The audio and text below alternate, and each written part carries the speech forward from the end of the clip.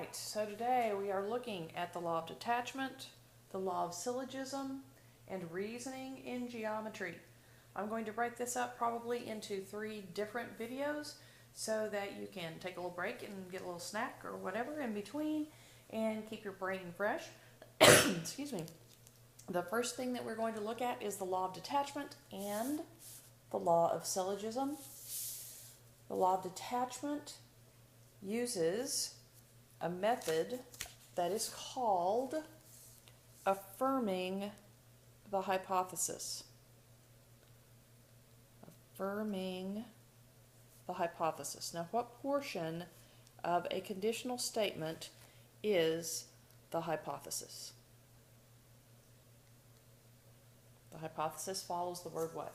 Follows the word if. To affirm something means to make it true, to build it up. So if I'm going to use the law of detachment, I must affirm the hypothesis. That is important to remember. I don't really care about the conclusion. I'm only interested in the hypothesis. So if I look, it tells me to draw a valid conclusion. I have to do 3 different things. The first one is establish the conditional is true. The conditional itself must be true. For today's examples, we are going to assume that they are all true. So establish the conditional is true.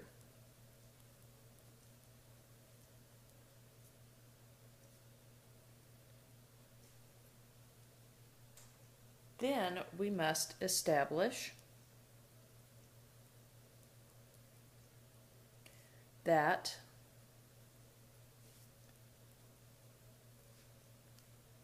the hypothesis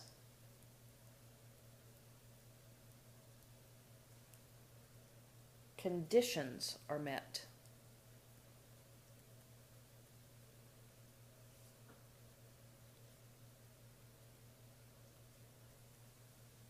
That means we have to affirm the hypothesis. We must make sure that what they asked me about in the hypothesis has been addressed and that it is indeed true. Once we have established those 2 things, we can then draw a conclusion. This makes more sense when we do these 10 examples. All right, example 1. If a hen is a Plymouth Rock, then her eggs are brown. Berta is a Plymouth Rock hen. If a hen is a Plymouth Rock, then her eggs are brown. What's the hypothesis of that statement? To yourself, decide. What's the hypothesis? Underline the hypothesis of that statement. If a hen is a Plymouth Rock, then her eggs are brown. You should be underlining a hen is a Plymouth Rock. The word if is not part of the hypothesis. So, a hen is a Plymouth Rock. Does Berta is a Plymouth Rock hen match this? Do these 2 things talk about the same thing? Yes, they do. So what is my conclusion? My conclusion is specific to this situation. So my conclusion is Berta's eggs are brown.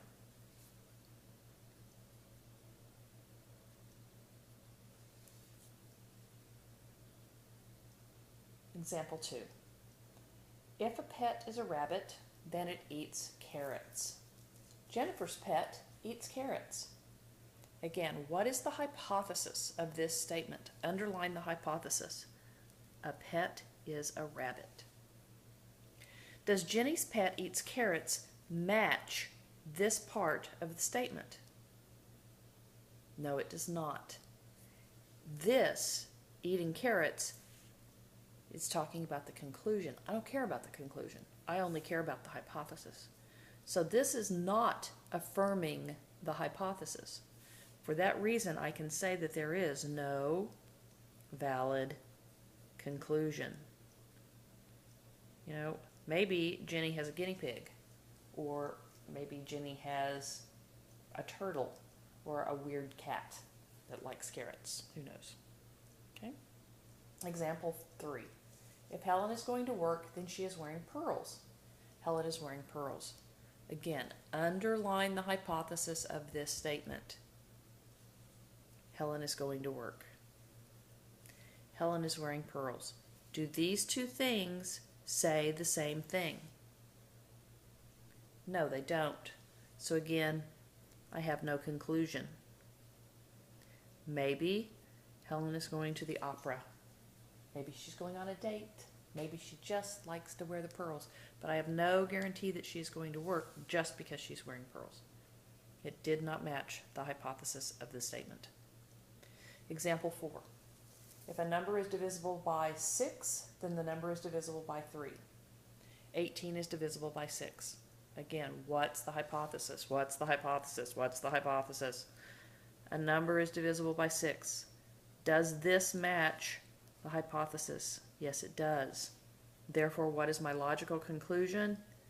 That 18 is divisible by 3. Okay. Example number 5. If it rains, then we will go to the movies. If we go to the movies, then we will eat out for dinner. It is raining. This is a completely different type of problem.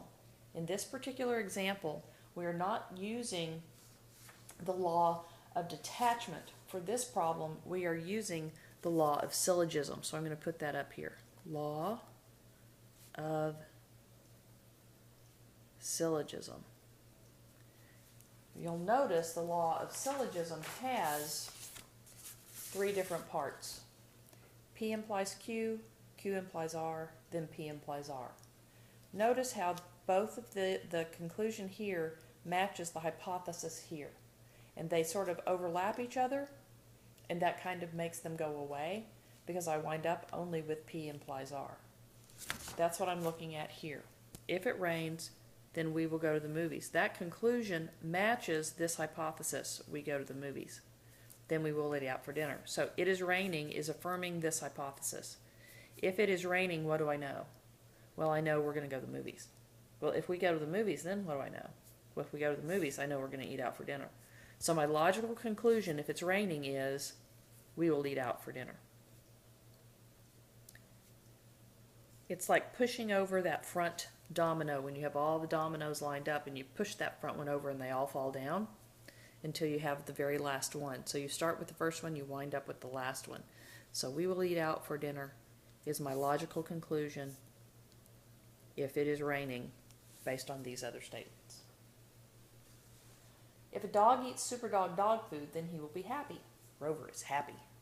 Okay, well, what's the hypothesis? The hypothesis is a dog eats Superdog dog food. Does this match my hypothesis?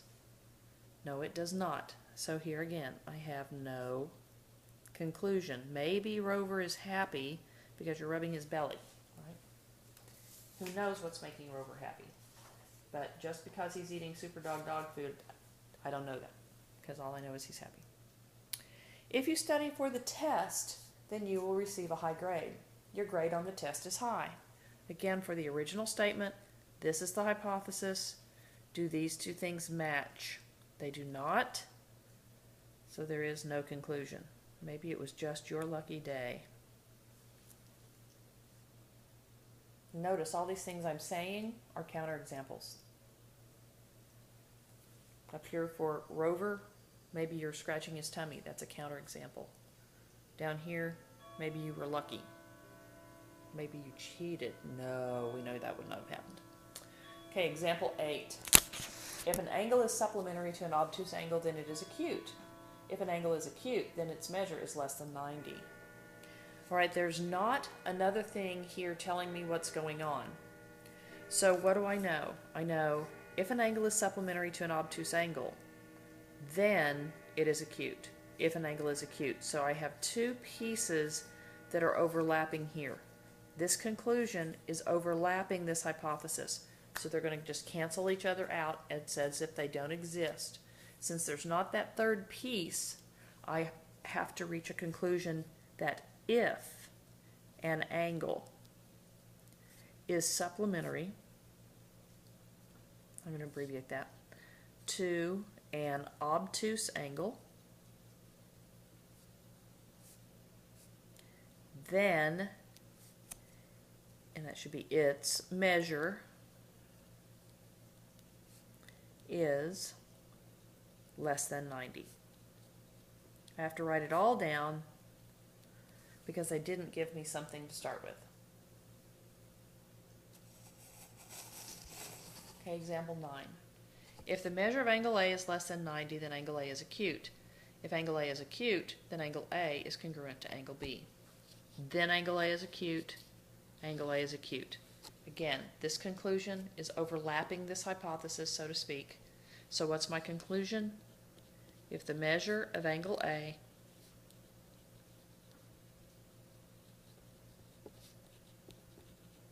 is less than 90,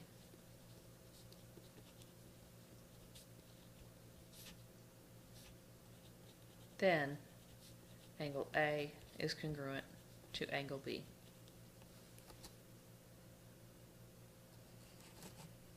And the last example here, if an angle is a right angle, then the measure of the angle is 90. If two lines are perpendicular, then they form a right angle. Because of the way these statements are written, the order in which they are written, when I look at the conclusion here, then the measure of the angle is 90, and the hypothesis here, if two lines are perpendicular, they do not say the same thing.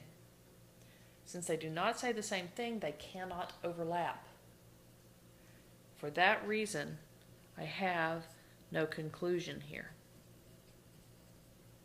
because of the order of the sentences. Okay? All right, that's it for this sheet. I will turn this one off and we'll start over again in a little bit.